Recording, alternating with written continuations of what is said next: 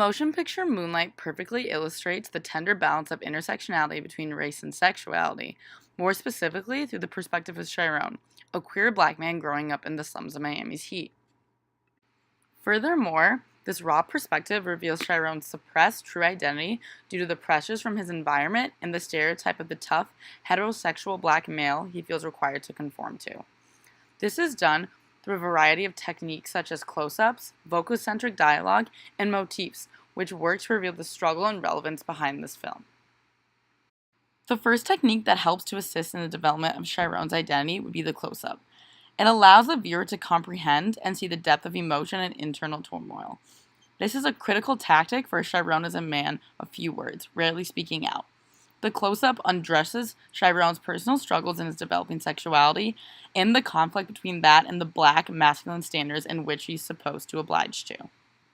In addition, vococentric dialogue in this film helps to further progress the representation of sexuality at the intersection of black standards in his community. This is shown in a conversation between young Chiron and Juan.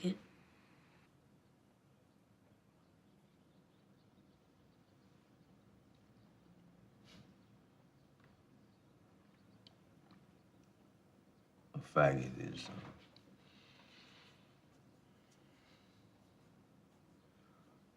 a word used to make gay people feel bad.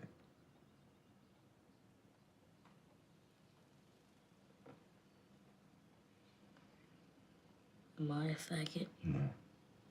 No. You could be gay, but you never let nobody call you no faggot.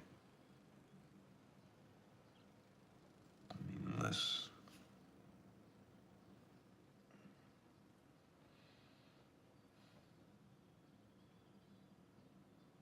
How do I know?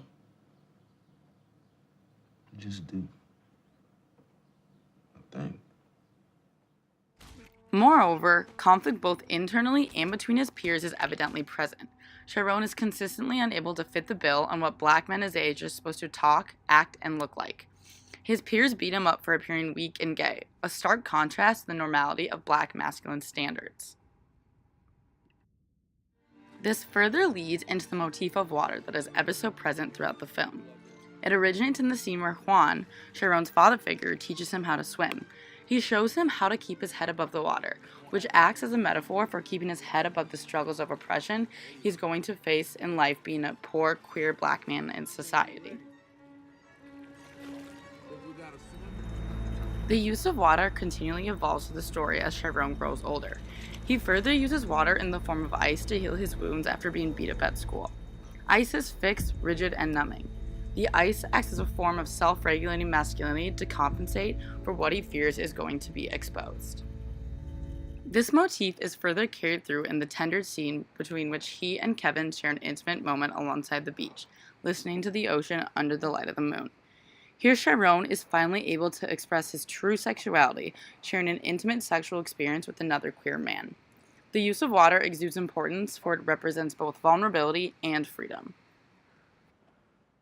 Finally, the film concludes with the sailing scene of Chiron and Kevin reunited after years apart. These two black and queer men are represented as undeniably in love with each other, back in their hometown of Miami. Chiron ultimately allows his true identity to be exposed, diminishing the hyper-masculine stereotype he once knew so well. The last scene of the entire production reveals yet again the importance of water. It reverts Chiron back to a childlike state of vulnerability that highlights his fallen facade, thus contributing to the construction of Chiron's own identity, both sexually and racially.